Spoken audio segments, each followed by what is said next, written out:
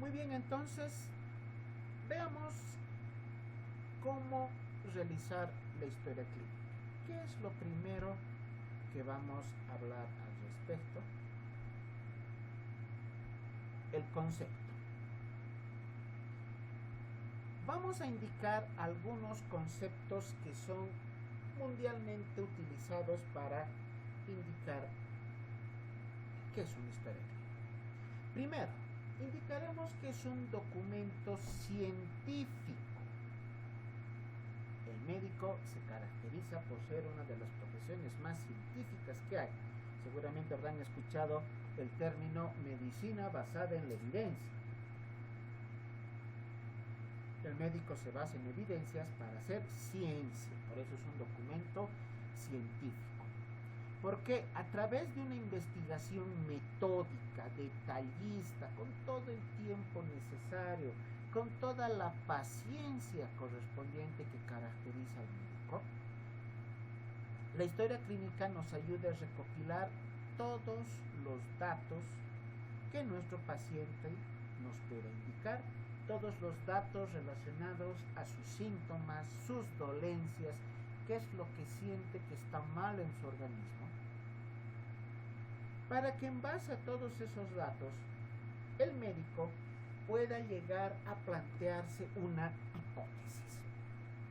Una hipótesis es una suposición de algo que pueda estar sucediendo, y esa hipótesis posteriormente tendrá que ser confirmada, llegando a la confirmación del diagnóstico, o refutada, cambiada, si es que tenemos posteriormente algunos otros datos que nos ayuden a cambiar nuestra percepción inicial y llegar a un diagnóstico más concreto.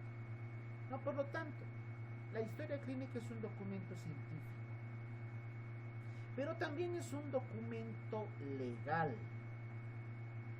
Es un documento legal. Es la única herramienta que tenemos como médicos para defendernos ante un posible proceso médico legal. Si por cualquier circunstancia el paciente, familiares solicitan una auditoría de historia clínica porque no están de acuerdo con el diagnóstico, el tratamiento o el resultado posterior a toda la intervención del médico, tienen todo el derecho de acudir a las instancias legales, solicitar que se haga una auditoría de la historia clínica y a través de un requerimiento fiscal, la institución tiene la obligación de entregar una copia de la historia clínica para todo lo que sean procesos de orden legal. Así que, tomando en cuenta que es un documento legal, la historia clínica tiene que ser veraz, tiene que estar escrita con la verdad. No podemos inventarnos nada en una historia clínica. Seamos honestos, no solo con el paciente, seamos honestos con nosotros mismos. Escribamos los datos que sean reales, no nos inventemos nada, ni siquiera signos vitales. Debe estar escrita con claridad. Eso de que el médico, o la famosa letra de médico que no se entiende porque son garabatos o rayas, tiene que salir de la idea y de la cabeza de todos nosotros. Cada uno tiene su tipo de grafología personalizada, pero eso no significa de que deban ser jeroglíficos que nadie pueda entender. Debe ser escrita con claridad, porque en algún momento, si la historia clínica llega a un proceso judicial, el fiscal con justa razón dirá: ¿qué dice acá? Yo no entiendo. El doctor o la doctora ha escrito esto para que nadie entienda, seguramente porque quiere ocultar algo. Así son los abogados. Y el médico podrá decir: señor fiscal, abogado, no sé, aquí dice tal cosa, ¿y por qué usted no ha escrito de una manera más correcta, más legible? Yo no entiendo, y por lo tanto eso va en contra del médico. Tiene que ser escrita con claridad.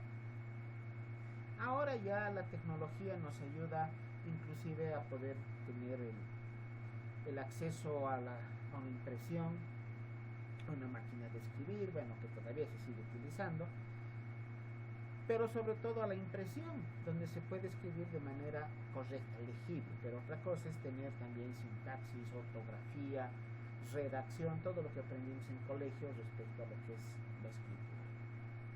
Debe estar escrita con las anotaciones pertinentes referidas al examen físico, todo lo que hemos encontrado en el examen físico, desde los cabellos hasta la punta de las uñas de los pies, todo lo referido al diagnóstico o diagnósticos, el plan de tratamiento que estamos planteando para el paciente, posibles complicaciones que se hubieran presentado, cualquier tipo de eventualidad, y es algo que el paciente y los familiares no entienden. El paciente puede entrar por un problema, como una infección urinaria, y resulta que durante la internación, como médicos y haciendo una revisión más detallada, podemos diagnosticar al paciente hipertenso, diabético, o por último encontrarle una neoplasia.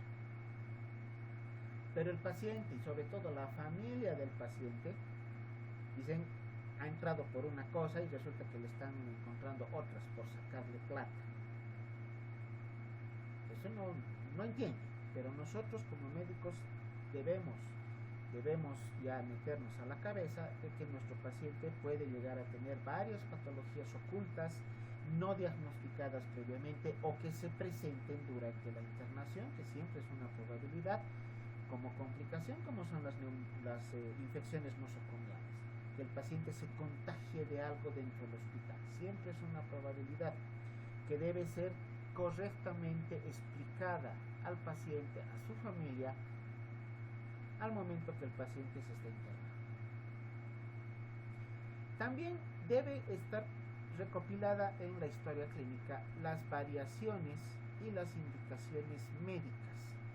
El tratamiento es la segunda herramienta que tenemos para restaurar la salud a nuestro paciente. Dar indicaciones médicas es un arte, realmente es un arte. De hacerlo de manera correcta es como una escultura de las más finas que hay, o como de los cuadros más famosos que hay en el mundo. Realizar las indicaciones médicas de una manera adecuada es un arte, y para lo cual debemos aprender, y lo vamos a aprender durante toda la carrera. Cada una de las materias que se tienen en cada uno de los semestres nos enseñará cómo realizar tratamiento para cada una de las patologías que vayamos a encontrarnos en algún momento.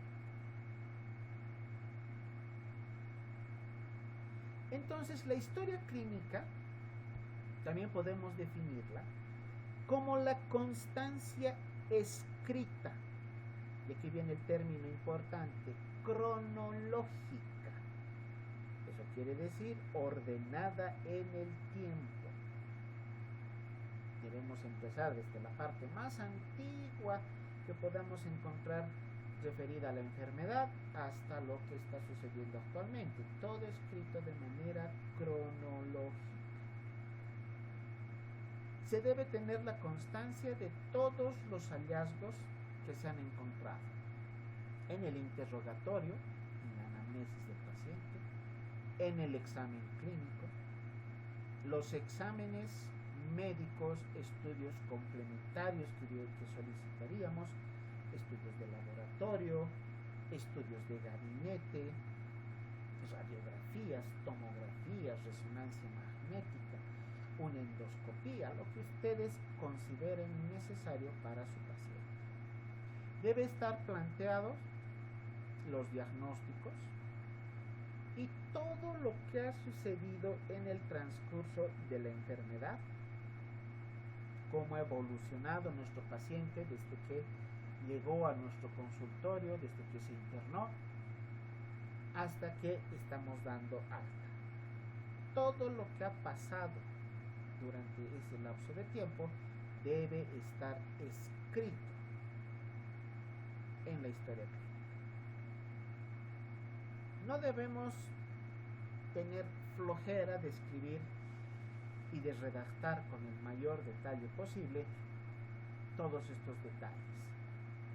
Todos estos puntos deben estar correctamente anotados en una historia clínica para que ésta sea veraz, sea correcta, sea pertinente en base a lo que el paciente está presentando, cuál es la enfermedad que tiene nuestro paciente.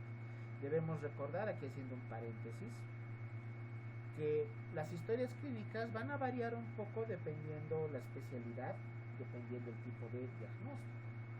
Una historia clínica neurológica, como se ve en el siguiente semestre de semiología diferenciada, es mucho más extensa. Una historia clínica obstétrica al momento de atender un parto también tiene otras variantes. La historia clínica pediátrica también tiene algunas variantes. En forma general, la historia clínica tiene sus bases, pero dependiendo de la especialidad puede llegar a presentar algunos detalles que son propios de cada una de las patologías. ¿Qué requisitos necesita una historia clínica para ser correcta, para estar bien hecha? Aquí está la lista y como ven, son muchos puntos que debemos tomar en cuenta cada vez que atendamos a un paciente. Debe ser veraz. Ya les indicaba que no podemos inventarnos nada en el paciente. Debe estar escrita con la verdad. Debe ser exacta en cuanto a su contenido. No puede faltarle ni sobrarle nada a la historia clínica. Debe ser rigurosamente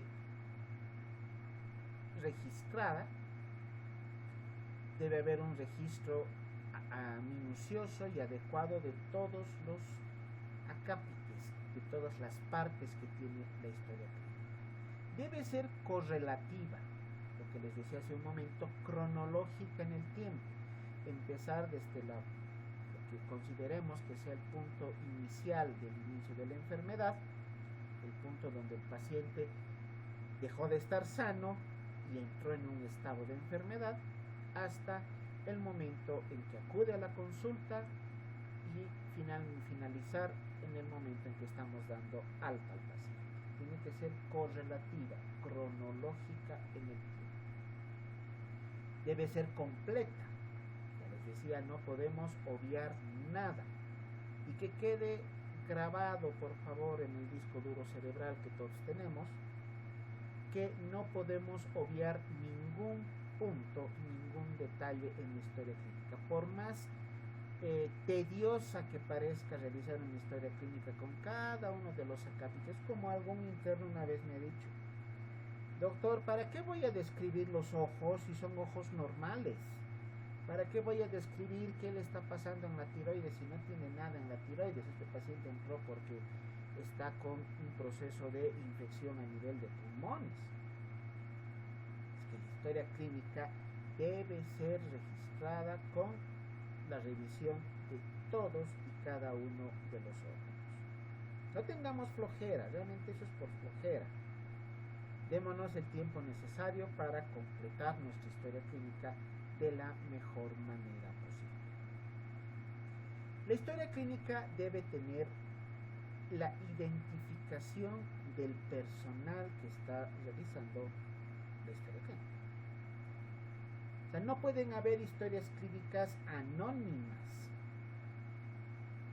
Y aquí hay un punto más que quisiera que aprendamos desde ahora, que también se los comento a los internos las veces que sea necesario. Hagámonos responsables de nuestro trabajo. Al finalizar una historia clínica debe estar el nombre completo de la persona que ha realizado la historia clínica más la firma. No se olviden, es un documento legal y la firma personal que cada uno de nosotros tiene es nuestra identificación personal para cualquier proceso de orden legal. Es como ir al banco a retirar dinero. Si no firmas, no te dan, porque no sabemos si realmente, o el banco no sabe si realmente eres tú La única manera es demostrarlo a través de nuestra firma personal.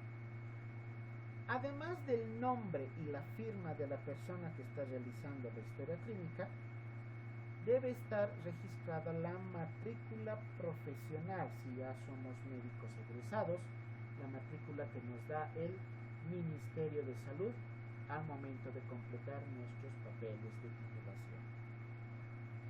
Si todavía estamos en proceso de formación, coloquemos como el título que tenemos, estudiante de medicina, o en el internado interno de medicina. Ya siendo médicos egresados, colocaremos la matrícula profesional que nos da el Ministerio de Salud, además de la matrícula del colegio médico.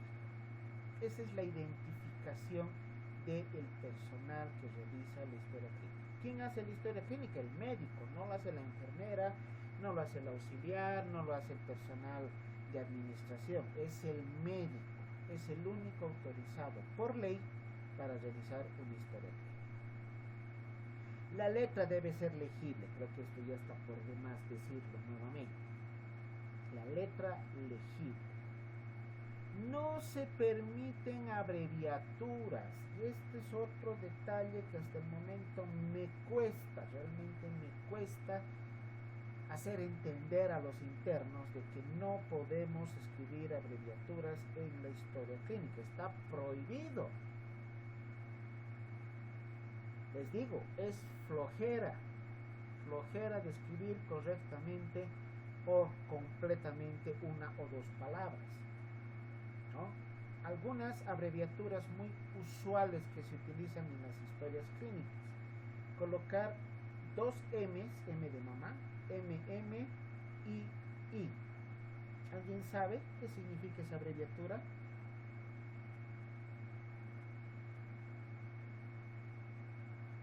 Bueno, esas dos M's y las dos letras I se colocan en la historia clínica para, en lugar de escribir miembros inferiores, o MMSS, miembros superiores, o RHA, ruidos hidroaéreos.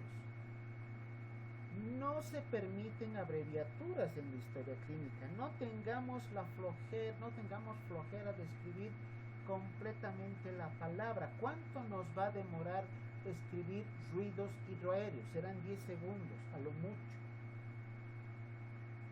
No podemos colocar ningún tipo de abreviatura. Por favor, eso grábenselo ahora, que quede claro que ese detalle da mal que hablar sobre el médico. Seguramente no aprendió adecuadamente cuando estaba llevando la materia de semiología.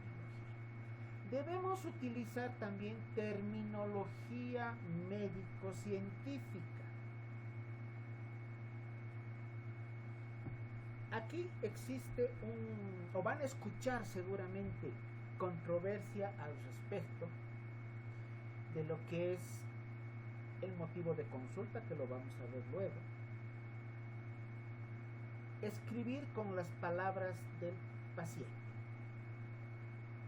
Y me van a escuchar hablar muchas veces en esta materia, posiblemente en otras materias de semestres superiores. El paciente no ha estudiado medicina, no sabe anatomía, no sabe fisiología, no sabe semiología como nosotros. Por lo tanto, al momento de hablar, lo hará en sus palabras, de acuerdo también a su grado de instrucción, a su grado de conocimiento, y tratará de explicarnos de la mejor manera posible qué es lo que le está pasando. Pero nosotros como médicos tenemos la obligación de traducir lo que el paciente nos quiere referir y anotar con terminología médica. Por darles un ejemplo, ¿qué nos dice las pacientes mujeres en el ámbito ginecológico? Que les duele la matriz. ¿A qué se están refiriendo? Al útero. No podemos escribir en la historia clínica dolor de matriz. Tendremos que utilizar la terminología adecuada y colocar dolor uterino, ¿no? A manera de ejemplificar lo que lo que les estoy hablando. Les voy a contar lo que me pasó en mi primer año de provincia, recién egresado, realizando el servicio rural obligatorio. Y acudió a la consulta un paciente aproximadamente de unos 60 años de edad, que presentaba dolor a nivel de genitales, estaba con un proceso infeccioso. Y cuando le pregunto al paciente cuál era su motivo de consulta, cuál era su dolencia, el paciente, todo vergonzoso, temeroso, con miedo, no encontraba la palabra adecuada para explicarme qué era lo que le pasaba. Y al final, ¿cuál era el motivo de consulta? Que presentaba dolor a nivel del pene. Tenía inflamación del pene, tenía edema, estaba cursando con un cuadro infeccioso, pero él no encontraba la palabra adecuada para indicarme cuál era su dolencia. ¿Y qué me dijo? Que le dolía el pajarito. No voy a anotar haciendo historia clínica. Tengo que traducir lo que el paciente me indica y poner con terminología semiológica adecuada. Por lo tanto, aprendamos términos médicos, aprendamos términos semiológicos para poder realizar una historia clínica correcta. La anamnesis debe ser cuidadosa, debe ser detallada. El paciente nos va a empezar a hablar desde cuando era niño y puede que el 50% de lo que nos habla no sea útil para el diagnóstico. Por eso el médico es como el cura. Tiene que aprender a tener paciencia y que el paciente nos hable de todo lo que ha pasado. Tal vez un pequeño porcentaje de eso que nos habla nos servirá, pero debemos aprender a tener la paciencia necesaria para escuchar al paciente y guardar el secreto profesional. Pero la anamnesis debe ser cuidadosamente realizada. Si vemos en algún momento que lo que el paciente nos está hablando no nos ayuda mucho con un posible diagnóstico, debemos realizarle las preguntas pertinentes para poder sacar algunos datos o recabar algunos datos que tal vez para el paciente no sean relevantes en ese momento, pero que para nosotros como médicos sí serán de mucha utilidad. Anamnesis detallada y cuidadosa, una exploración física completa de pies a cabeza, de cabellos a uñas, no olvidarnos que el paciente tiene múltiples órganos internos y aprender a revisar cada uno de ellos. Y también la historia clínica debe tener el registro de pruebas complementarias, estudios complementarios, laboratorios, estudios de gabinete, todos los tratamientos que se dieron al paciente y un minucioso detalle de todos los procedimientos que se han realizado. ¿A qué hablamos o a qué nos referimos cuando indicamos procedimientos? No solamente operar al paciente, sino realizarle curaciones, realizarle toracocentesis, que es la extracción de líquido de la cavidad pleural, realizar una colocación de una vía venosa central, un catéter venoso central, es un procedimiento. Una biopsia es un procedimiento. Todos esos procedimientos que son parte del diagnóstico o parte del tratamiento deben estar anotados correctamente en la historia clínica. Como ven, esta lista es amplia. Tenemos múltiples puntos que nos van a servir de base para poder llegar a hacer o desarrollar, anotar y escribir una historia clínica correcta. No se olviden el concepto: buena historia clínica, buen diagnóstico y buen tratamiento. Así que para llegar a un buen tratamiento, primero aprendamos a realizar nuestra historia clínica siguiendo cada uno de estos requisitos. Como médicos también debemos aprender a guardar el secreto profesional. Ya les decía hace un momento, somos como el cura al cual acudimos a la iglesia para confesar nuestros pecados. Y la religión prohíbe al sacerdote divulgar lo que es el secreto de confesión, inclusive con delitos muy grandes. El médico más o menos tiene esa misma perspectiva.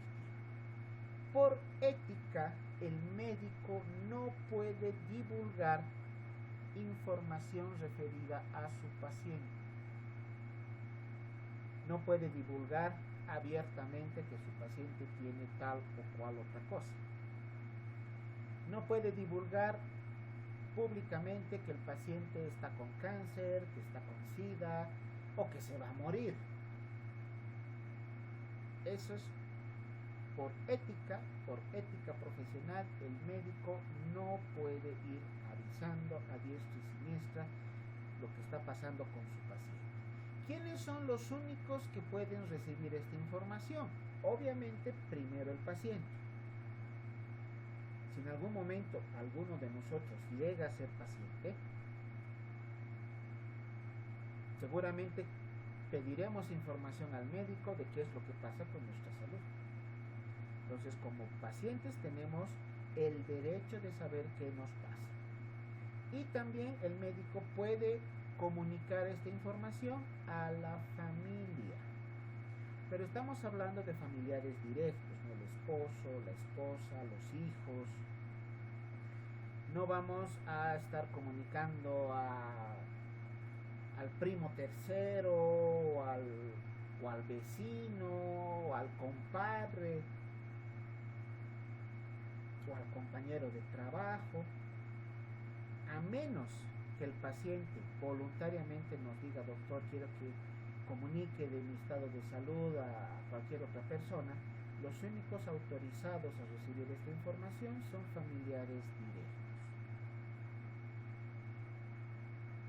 Este concepto del secreto profesional se extiende también a los estudiantes de medicina, porque no falta, espero que no suceda con nosotros, pero en alguna oportunidad, como los estudiantes de semiología tienen acceso a la historia clínica,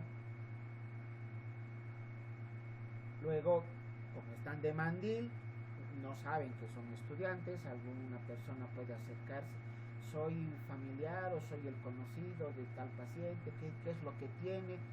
Ustedes como estudiantes no pueden dar ningún tipo de información, ni de diagnósticos, ni de tratamiento, de nada, a nadie. Para eso está el médico tratante o el personal del hospital. Este concepto del secreto profesional, por lo tanto, se extiende a estudiantes, personal médico y paramédico, que no sea el médico tratante, e inclusive al personal administrativo que está trabajando en el ámbito de la salud, encargado de administración, de recursos humanos del hospital, secretarias. No pueden divulgar nada relacionado al paciente. Es el secreto profesional. El único autorizado es el médico como tal. Ahora, obviamente que divulgar la información a otros colegas sí está permitido. El médico puede llegar a necesitar la colaboración de otros colegas, otros médicos, otros especialistas, en un caso que sea complejo, de difícil diagnóstico, difícil tratamiento, en lo que llamamos juntas médicas, donde se realiza una reunión de varios médicos y cada uno da su punto de vista. Ahí sí podemos comunicar a otros colegas del ámbito profesional qué es lo que sucede con nuestro paciente. Bien, ahora acá tenemos dos conceptos que también deben quedar claros. ¿Qué es una historia clínica y qué es el expediente clínico? La historia clínica es el relato cronológico de todo lo que ha pasado con un paciente durante un tratamiento o un tiempo determinado. Si nuestro paciente acudió al hospital el año pasado porque se enfermó de COVID, se internó en el hospital, seguramente tiene una historia clínica de esa internación. Si a la fecha, en este mes de febrero, el paciente vuelve a acudir al mismo hospital, pero porque presentó una hemorragia digestiva, se le abrirá una nueva historia clínica correspondiente a esta internación. Si es paciente mujer y de aquí a, no sé, 9 meses se presenta al hospital porque está embarazada y va a dar a luz, se tendrá una nueva historia clínica correspondiente a esa internación. O sea, cada internación requiere una historia clínica. Y en el ejemplo que les doy, nuestro paciente tendrá 3 historias clínicas. La historia clínica, por lo tanto, es un relato de todo lo acontecido en un paciente durante un lapso de tiempo determinado. ¿Qué es el expediente clínico? Es la recopilación de todas las historias clínicas del paciente.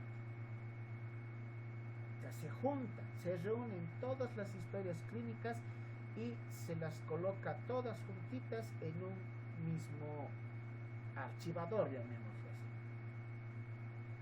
La reunión de todas las historias clínicas del paciente que ha presentado en internación o en consulta externa llamaremos expediente clínico. Cuando tenemos pacientes, sobre todo a nivel de la seguridad social, en las cajas, los expedientes clínicos tenemos pacientes que actualmente, pónganle, tienen como 60 años ya jubilados y su historia clínica, la primera, es de hace 30 años, cuando empezó a trabajar. Imagínense, hay pacientes que tienen sus expedientes como en varios tomos, por la cantidad de información que se ha recopilado y que se ha reunido durante todos los años que el paciente ha acudido a las consultas o a las internaciones. Entonces, tengamos claro qué es una historia clínica y tengamos claro qué es un expediente clínico. El expediente es la reunión de todas las historias clínicas de nuestro paciente durante toda su vida. La historia clínica solamente recopila datos en un lapso de tiempo determinado durante una internación, para un tratamiento médico, para una cirugía o en atención de consulta externa. Por lo tanto, en base a eso podemos dar tipos de historia clínica.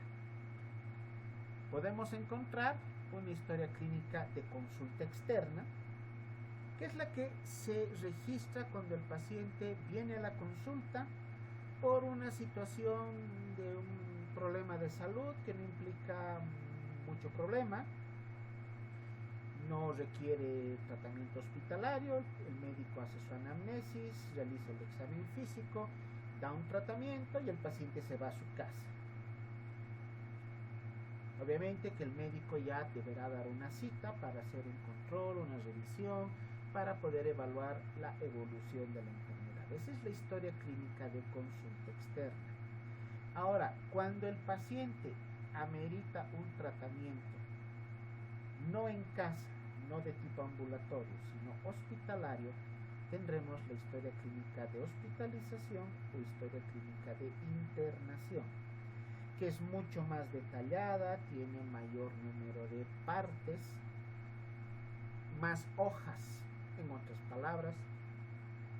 Es una historia clínica donde no solo participa el médico, cuando se interna un paciente, también tenemos el registro de lo que es el personal de enfermería, que es una cápita especial de todo lo que implica el control y registros que hace el personal de enfermería, no solamente en cuidados de enfermería, sino también en procedimientos o administración de tratamiento. O sea, una historia clínica de hospitalización es mucho más amplia, tiene más partes. Una historia clínica de consulta externa es más cortita, es más sencilla de hacerla, pero que ambas deben ser realizadas bajo los mismos requisitos que hemos mencionado hace unos momentos, ser veraz, ser exacta, letra legible, utilizar términos médicos, no colocar abreviaturas. Todos esos detalles se toman en cuenta para lo que es la historia clínica de consulta externa o la historia clínica de hospitalización. Ahora, nos vamos a abocar a lo que es la historia clínica de hospitalización. La historia clínica que se realiza cuando el paciente se está internando, ya sea en un hospital, en una clínica privada, en un centro de salud, en cualquier ambiente donde se necesite que el paciente esté bajo un control tanto del personal médico como personal de enfermería. ¿Qué partes tiene esta historia clínica de hospitalización? Lo primero, la hoja de filiación. Acá se colocarán los datos principales del paciente. Su nombre completo, su edad, su dirección, estado civil, números de referencia de algún familiar para poder llamar en el caso necesario. Se anotará la dirección del paciente, todos los datos pertinentes a la persona. Lo más importante, obviamente, su nombre completo y su edad. Luego, en la historia clínica debe estar una fotocopia del carnet de identidad del paciente. Y si hablamos del ámbito de la seguridad social, fotocopia del carnet de asegurado. Y ya desde que ha empezado esta situación del COVID, aquí ya debemos agregar, además que ya se están pidiendo en muchos lugares, en nuestro hospital ya hemos empezado también con esta hermenéutica, solicitar una fotocopia del carnet de vacunas contra el COVID. Es parte de la historia clínica, es parte de la identificación del paciente. Luego viene una hoja de registro de signos vitales. Toda historia clínica tiene lo que se llama el registro de signos vitales manejado por el personal de enfermería. Ahí se registra lo que es la presión arterial, frecuencia cardíaca, frecuencia respiratoria, temperatura, saturación de oxígeno en los horarios correspondientes. Luego viene la historia clínica como tal, que es de la que vamos a darle detalle durante varias clases, cómo realizar una historia clínica. Las hojas de evolución, que es donde el paciente, donde el médico va registrando diariamente durante la visita médica cómo está su paciente, cómo está evolucionando, qué cambios hubo en el paciente desde el momento de su internación. ¿Estará mejorando? ¿Seguirá igual? ¿Habrá empeorado? ¿O de lo que ingresó por fiebre y dolor abdominal resulta que ahora está con tos y expectoración? Todos esos cambios que suceden durante el tiempo que el paciente está internado se registran en la hoja de evolución, que es otro acápite completamente aparte que también lo vamos a aprender legado en nosotros.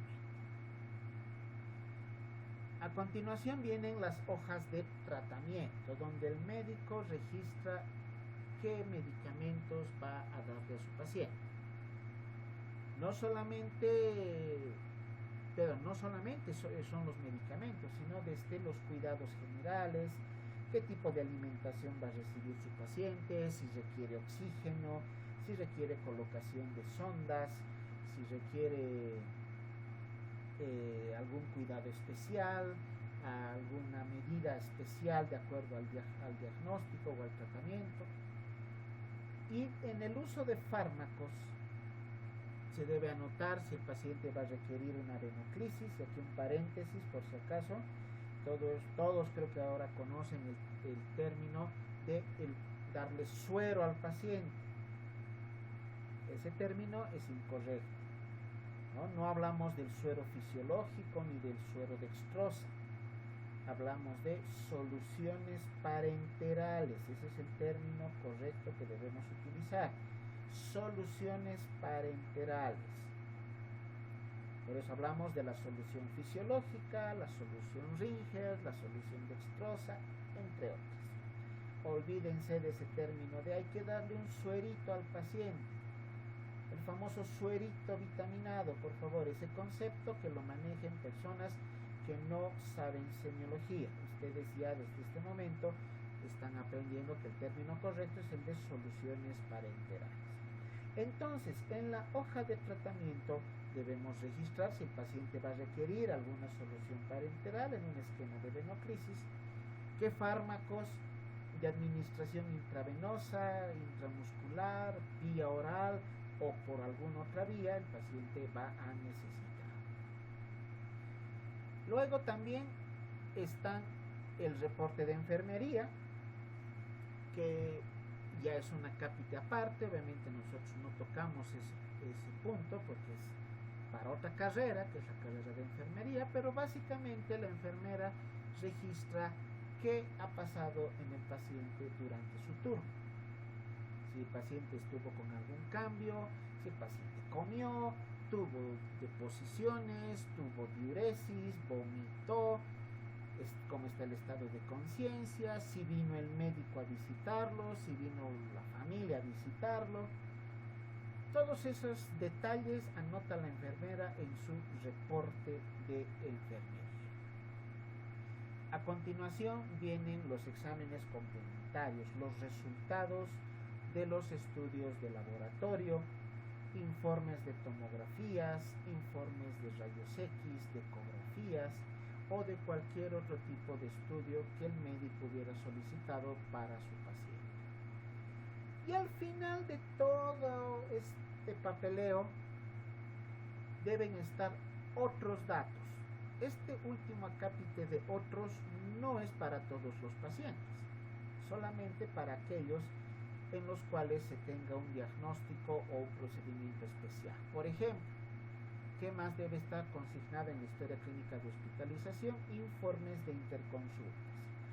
Si yo como médico internista necesito la colaboración del ginecólogo, solicito una interconsulta con el servicio de ginecología, explicando al colega cuál es el motivo por el cual estoy pidiendo su ayuda para que nos dé una manito en el ámbito que escapa a mi especialidad, pero que puede ser atendido por el otro especialista. Esa es una interconsulta. El ginecólogo vendrá, revisará a su paciente y nos deja su informe, nos deja su punto de vista y el tratamiento que de acuerdo a su especialidad nuestro paciente va a requerir.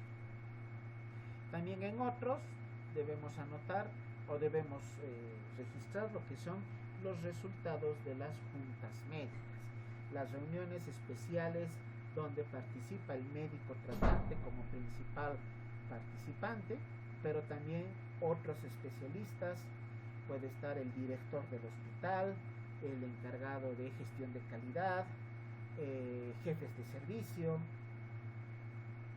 trabajo social. Hay un montón de posibles participantes de una junta médica dependiendo del tipo de problema que nuestro paciente llegue a presentar.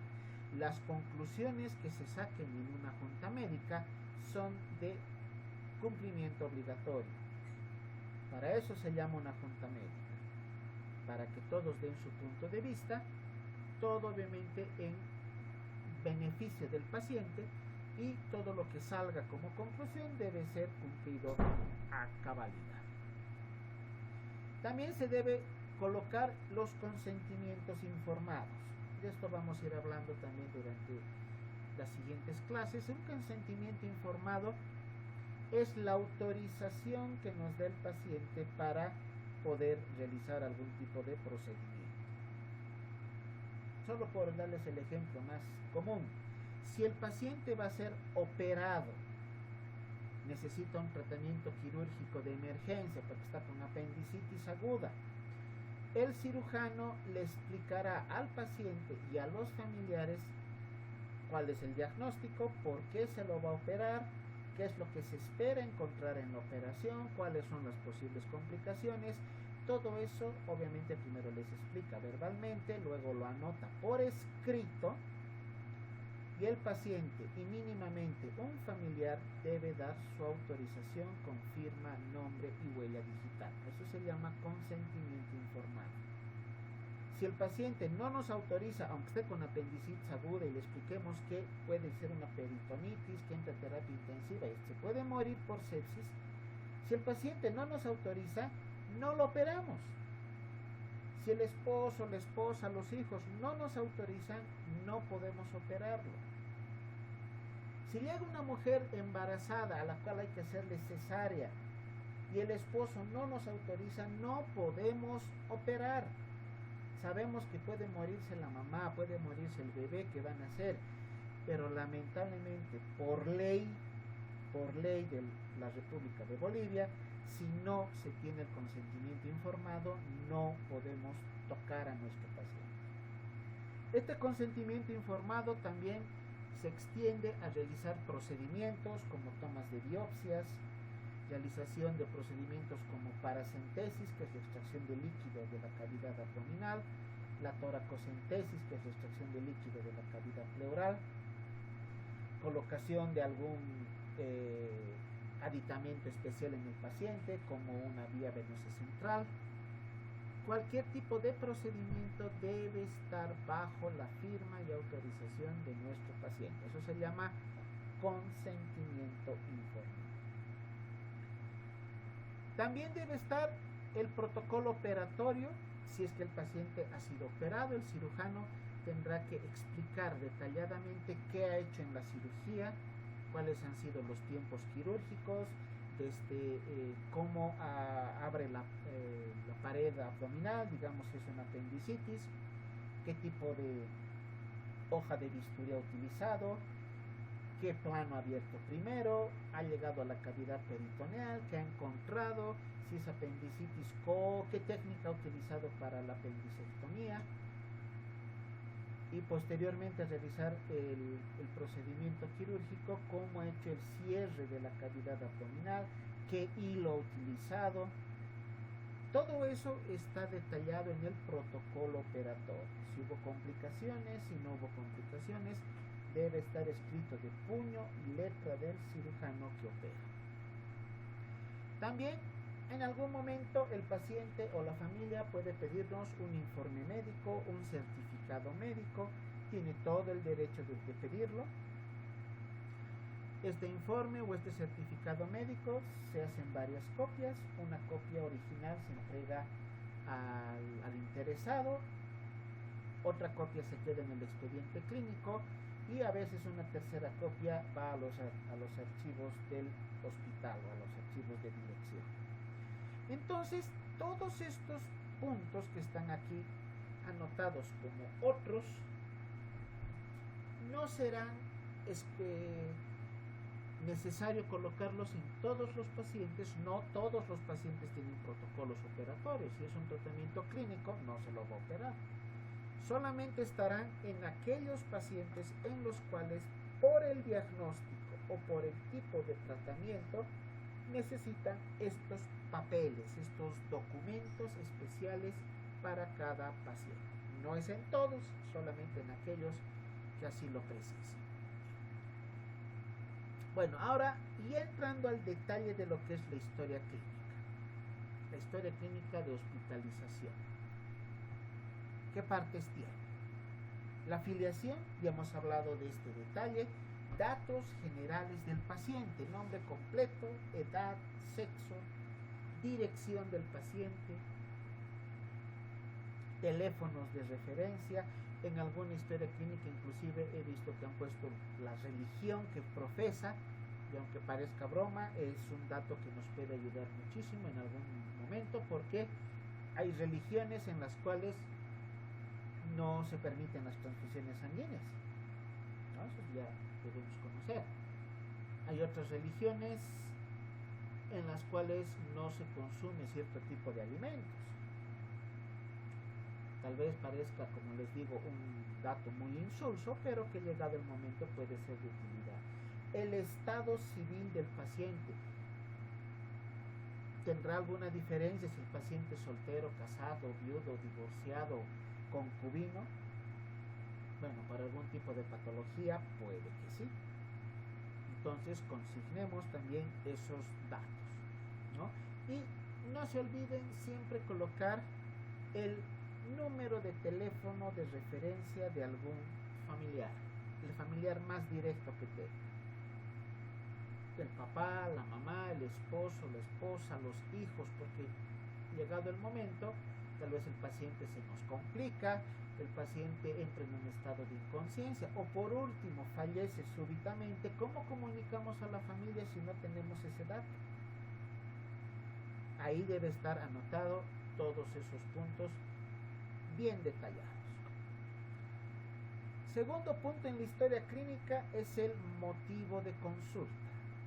Y el motivo de consulta se refiere a lo que es la anamnesis, también llamada interrogatorio. Es un arte, realmente es un arte, todo lo que es la semiología, pero es un arte el recabar los motivos de consulta. ¿Por qué motivo el paciente viene a la consulta? ¿Será porque tiene cefalea? ¿Será porque tiene fiebre? ¿Será porque tiene disuria? La disuria es el dolor al orinar. ¿Será porque perdió el conocimiento? ¿Tendrá dolor abdominal? ¿Estará con diarrea? A eso llamamos motivo de consulta, la causa por la cual el paciente vino a recibir o a buscar ayuda profesional. Vamos a ir detallando estos puntos con más detalle. Vamos a ir dando el detalle correspondiente. Perdón, a la persona que tiene su micrófono abierto, por favor, le insinúo que lo apague.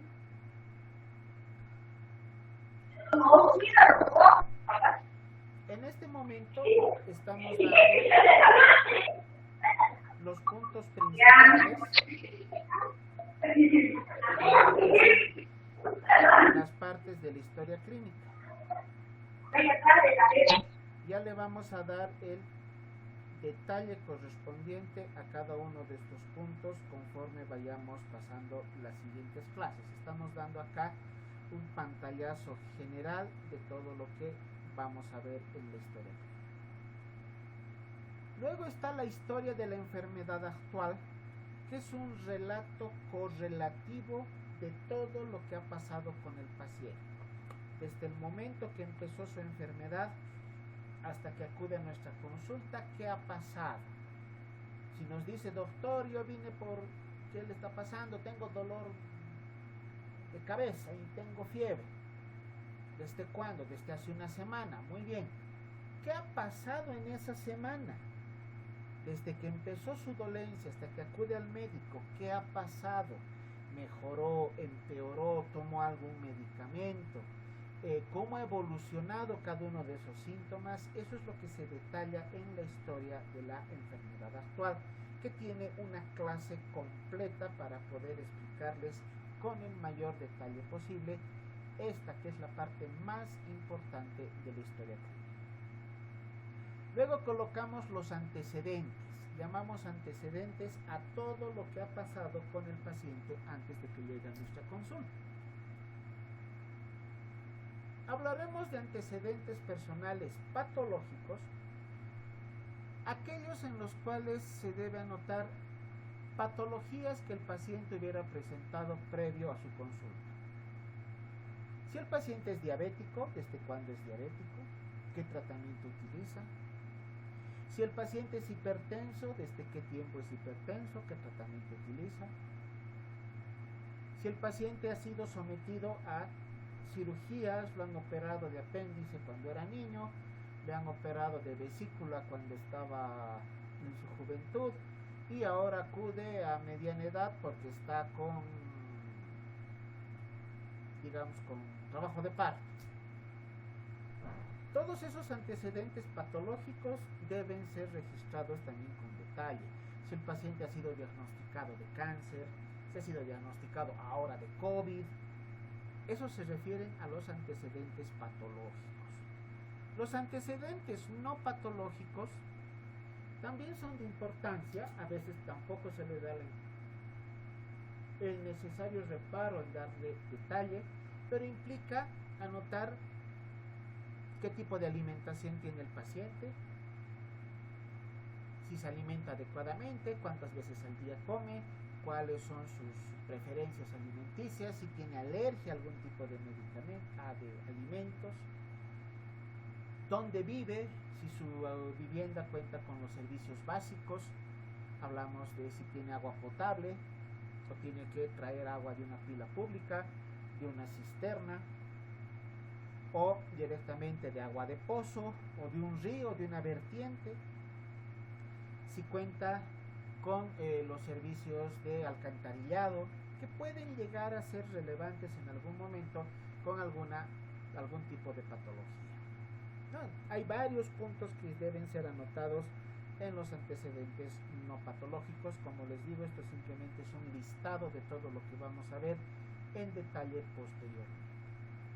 Antecedentes familiares se refieren a los padecimientos o enfermedades que algún miembro de la familia hubiera presentado. Ahorita estarán pensando, pero ¿qué importa que el papá o el abuelo del paciente hubiera tenido lupus? O que la abuelita del paciente murió de cáncer. Porque muchas patologías son hereditarias. Entonces, si el paciente tiene antecedentes de que ancestros han padecido de enfermedades potencialmente transmisibles por herencia, como la diabetes, como la hipertensión arterial, la artritis reumatoidea, enfermedades inmunológicas, cáncer en la familia puede heredarse. Por eso es importante anotar lo más relevante. No nos interesa que el bisabuelito de nuestro paciente le dio neumonía cuando era niño. Esa enfermedad obviamente no va a repercutir en las siguientes generaciones hacia nuestro paciente, pero sí debemos anotar los datos que sean relevantes y que puedan estar relacionados con el padecimiento actual. Los antecedentes ginecobstétricos obviamente son exclusivos de la mujer. Ahí se anotan los datos referidos a fecha de primera menstruación, lo que llamamos catamenio, que usualmente está alrededor de los 11 años. La menarca, que es la primera menstruación. El catamenio, que se refiere a la regularidad con que viene el periodo menstrual, cada cuánto tiempo y cuántos días dura el sangrado. Si la paciente está en la menopausia, cuándo ha sido su fecha de última menstruación. Si la paciente se ha embarazado, cuántas veces se ha embarazado, cuántos embarazos han llegado a término, cuántos abortos ha presentado, abortos inducidos, abortos espontáneos. De esos embarazos, cuántos han llegado a parto vaginal o cuántos han sido atendidos mediante cesárea. Si la paciente utiliza algún método anticonceptivo, fecha de inicio de relaciones sexuales. También es importante, aunque parezca hasta entrometerse en la vida personal de la paciente, pero si tiene una o varias parejas sexuales. Es importante, por ejemplo, ese dato pensando en una posible enfermedad de transmisión sexual. Entonces, en los ginecobstétricos debe estar detallado todos esos puntos. El examen físico se refiere a revisar al paciente. Ahí debemos aplicar las 4 maniobras fundamentales de la semiología, que son la inspección, la palpación, la percusión y la auscultación. ¿A qué se refiere la inspección? A ver qué podemos encontrar solamente mirando al paciente. La palpación es tocar al paciente, utilizar nuestras manos para poder realizar maniobras de exploración y poder determinar alguna alteración en un órgano. La percusión se refiere a utilizar también nuestras manos o algún instrumento semiológico específico para poder producir sonidos en la cavidad abdominal o en el tórax, que es donde más se utilizan, para poder encontrar sonidos patológicos que nos puedan orientar hacia algún tipo de diagnóstico. Este examen físico se divide en dos partes.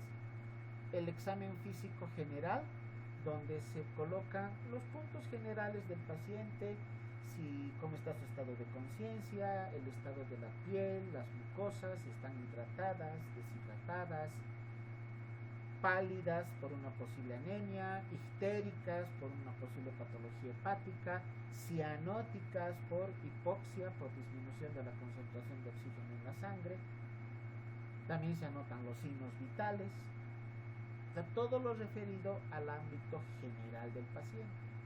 El examen físico segmentario ya se refiere a realizar una exploración detallada de cada una de las partes del cuerpo, empezando por la cabeza, la cara, el cuello, tórax, abdomen, extremidades, genitales y el aparato endocrinológico, todo el ámbito endocrinológico y el sistema nervioso. Aprender a realizar un examen físico segmentario completo implica 2 semestres para el estudiante de semiología.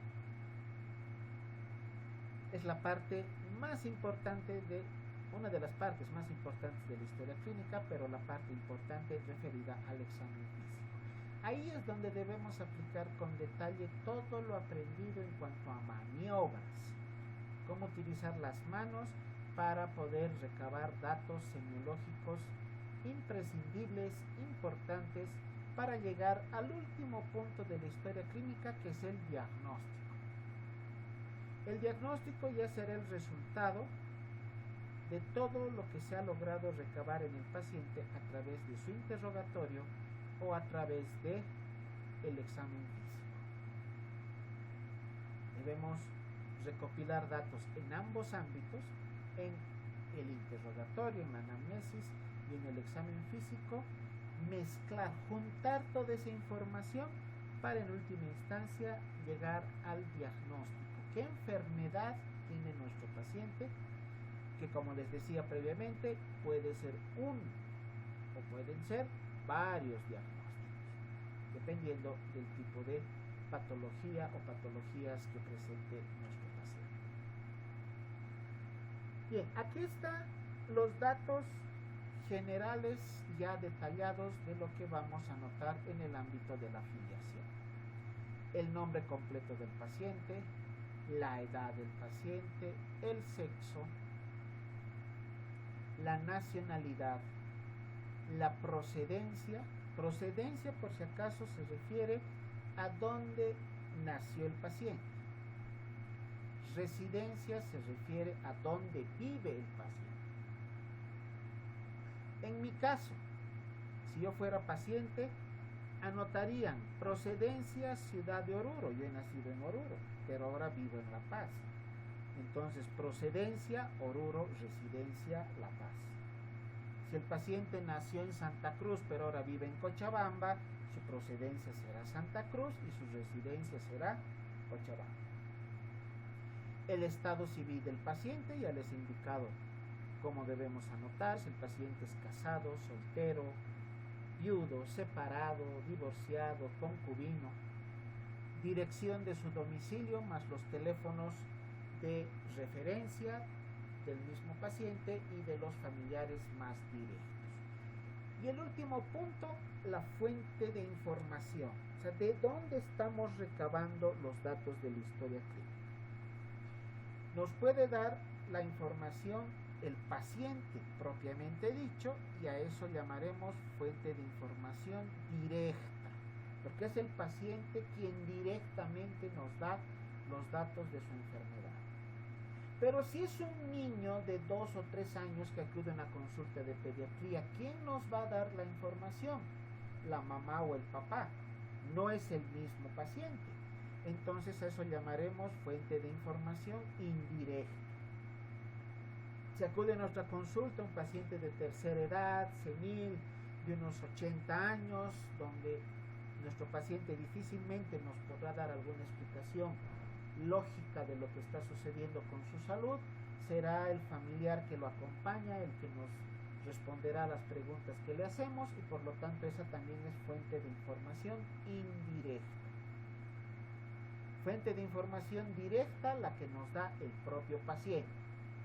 Fuente de información indirecta la que nos da la persona que acompaña a nuestro paciente.